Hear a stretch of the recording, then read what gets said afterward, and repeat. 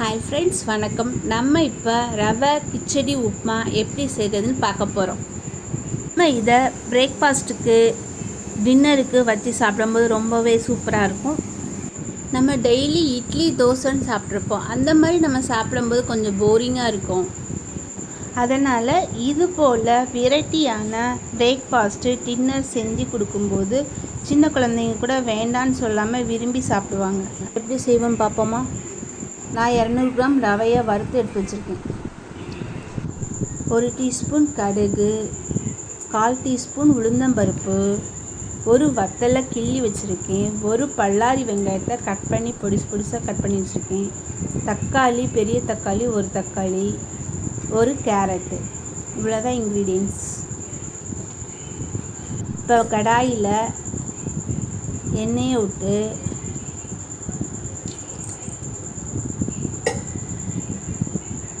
கடுகு, உளுந்தம்பருப்பு,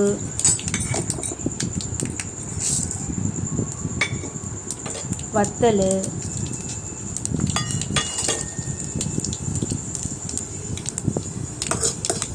போட்டு நல்லா பொரிய விடணும்.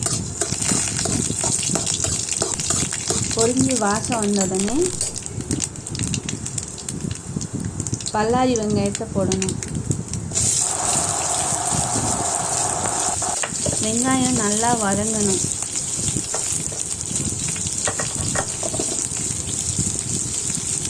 வெங்காயத்தை போட்டு ஒரு 1/4 டீஸ்பூன் உப்பு போடணும்.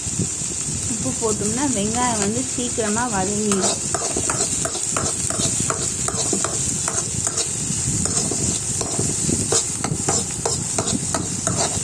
அது பிறகு தக்காளி, ஒரு பெரிய சைஸ் தக்காளியை கட் பண்ணி வச்சுருக்கேன் குட்டி குட்டியாக. தக்காளியை போட்டு வதக்கணும்.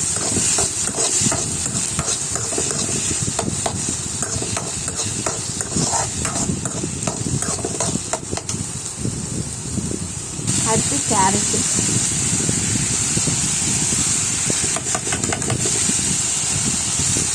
மூணையும் ஒரு 5 நிமிஷம் வேக விடணும். நல்லா வேக விட்டோம்னா நல்லா வெந்துடும்.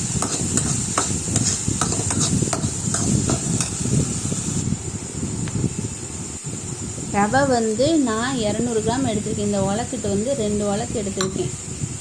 அப்போ 200 கிராம். இந்த உலக்கு 100 கிராம் உலக்கு. இந்த உலக்கிட்ட 3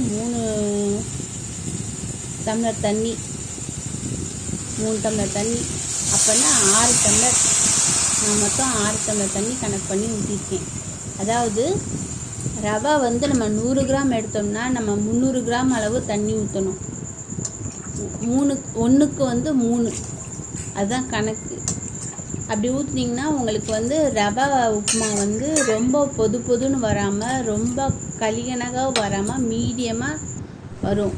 அப்போ தான் ரவை உப்புமா டேஸ்ட்டாகவும் இருக்கும், நல்லாவும் இருக்கும். நம்ம தண்ணி கொதிக்கும் போதே உப்பு போட்டுறோம். அதுக்கு தேவையான அளவு உப்பு போட்டு நல்லா கொதிக்க விட போகிறோம். இப்போ தண்ணி நல்லா கொதிக்க ஆரம்பிச்சிருச்சு. இந்த மாதிரி கொதிக்கும் போது தான் நம்ம ரவையை போட்டு கிளறி விடணும். இப்போ ரவை போட போகிறோம்.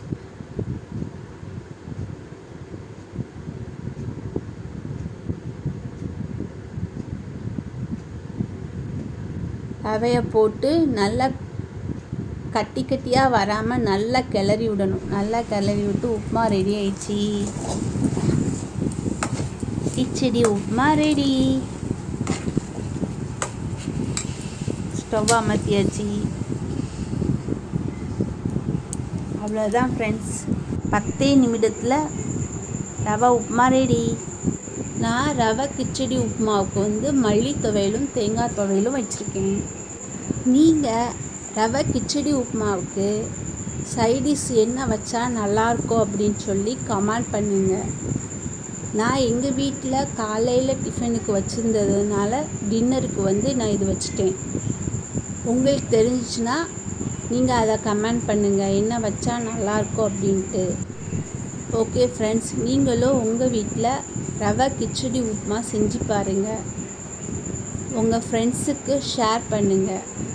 ஓகே ஃப்ரெண்ட்ஸ், லைக் பண்ணுங்கள், ஷேர் பண்ணுங்கள், கமெண்ட் பண்ணுங்கள், சப்ஸ்கிரைப் பண்ணுங்கள். ஓகே ஃப்ரெண்ட்ஸ், பாய்.